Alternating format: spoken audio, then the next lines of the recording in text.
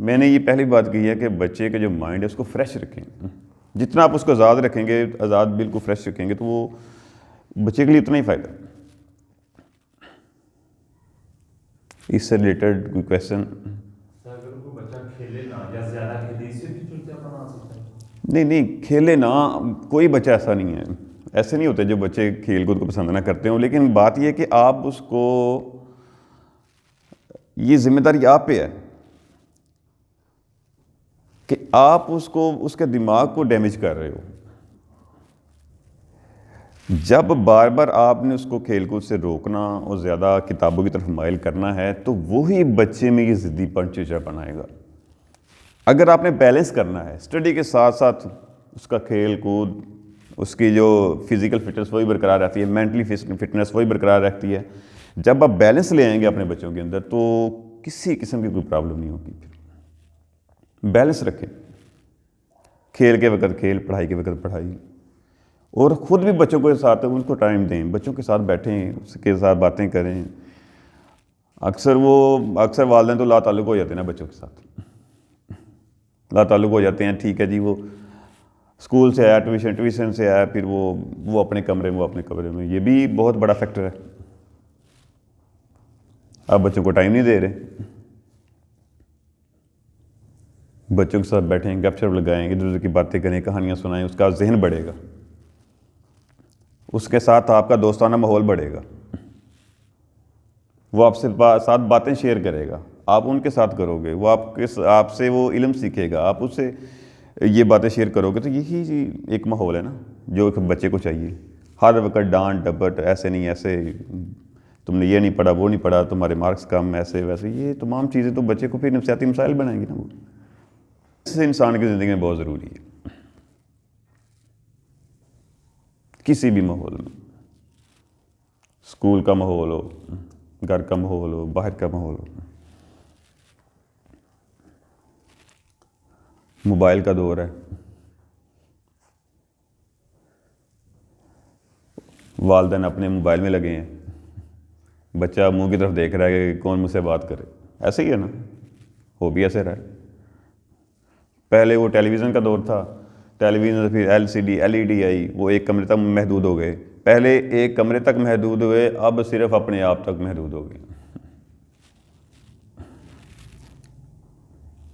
ہر کسی کے پاس موبائل, بس وہ ادھر لگا ہے, وہ ادھر لگا ہے, وہ ادھر لگا ہے. بچے اس دیکھ رہے ہیں, اب کیا کریں, پھر بچے کیا کریں گے, پھر وہی کریں گے جو آپ کر رہے ہو. ایسے ہی ہے, پھر وہ بھی کہیں گے جی ہمیں بھی موبائل چاہیے, پڑھائی سے دھیان ہٹ جائے گا. اب ایک والدین کی ایک اور بہت بڑی غلط فہمی, وہ کہتے ہیں کہ سارا ذمہ اسکول والوں کا ہی ہے, ہمارا ہے ہی نہیں. جی ہم اتنی فیسیں ادا کرتے ہیں, ایسے نہیں ہے. وہ فیس, وہ اسکولس, وہ ٹیچنگ لائف, وہ اپنی جگہ پہ, والدین کی توجہ اپنی جگہ پہ. وہ آپ جو ان سے ان کا حق چھین رہے ہو, یہ بہت مہنگا پڑتا ہے بعد میں, پھر کوئی گنجائش نہیں رہتی. تو اپنے بچوں کے ساتھ ہم آہنگی پیدا کریں, ان کو ذہنی ٹارچر مت کریں, ان کو نالائکی کا طعنہ مت دیں. جب ان کو نالائکی کا طعنہ دیتے ہو تو وہ نہیں بھی ہوتا تو پھر ہو جاتا. اور ہاں ایک اور بات ذہن میں رکھیے گا کہ کوئی بچہ نالائق نہیں ہوتا, صرف اس کو جج کرنے کی ضرورت ہے کہ وہ کس طرح پڑھے گا.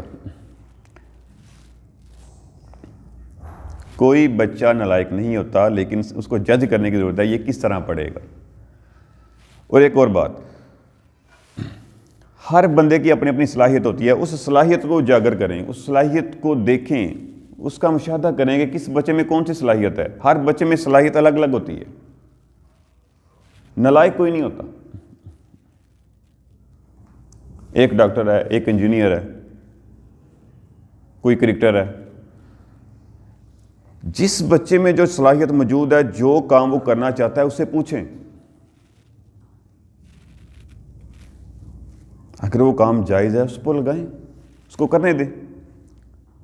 آپ خود کسی کی صلاحیت کو ختم کرتے ہو. وہ کیسے؟ ایک نے یہ ٹھان لیا ہے کہ میں نے اب انجینئر بننا ہے یا MBBS کرنا ہے, اس کے اندر وہ صلاحیت موجود نہیں، صلاحیت اس کے پاس ہنر وہ اور ہے، وہ صلاحیت اور ہے،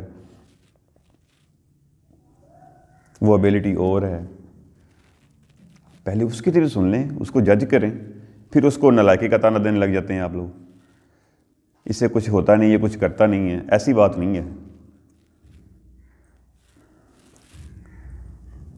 یہ دیکھیں کہ وہ کرنا کیا چاہتا ہے، اس کا شوق، اس کا لگاؤ کس طرف ہے۔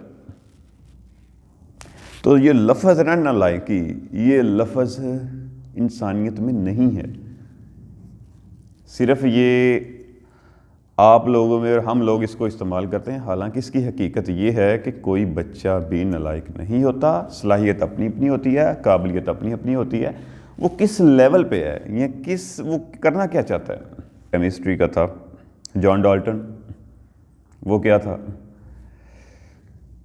15 سال تک اسے پتہ ہی نہیں تھا میں نے کرنا کیا ہے، میں نے کرانا کیا ہے، وہ نہ اسکول نہ باہر نہ کدھر، وہ یہ وہ سارا، لیکن وہ جج کرنے والوں نے یہ کر لیا کہ اس بندے کے بچے میں کچھ ہے، اگر نہیں پڑھتا تو نہ صحیح، وہ ایک نام بنا گیا۔ یہ جو ایٹمی نظریہ جس نے پیش کیا تھا جان ڈالٹن، بہت بڑا سائنسدان تھا، وہ کیا تھا، اگر یوں کہتے جی یہ اگر پڑھ نہیں سکتا یہ کچھ نہیں کر سکتا، تو اس نے واقعی کچھ نہیں تھا کرنا۔ میں ایک چھوٹی سی آپ کو نا ایک مثال دیتا ہوں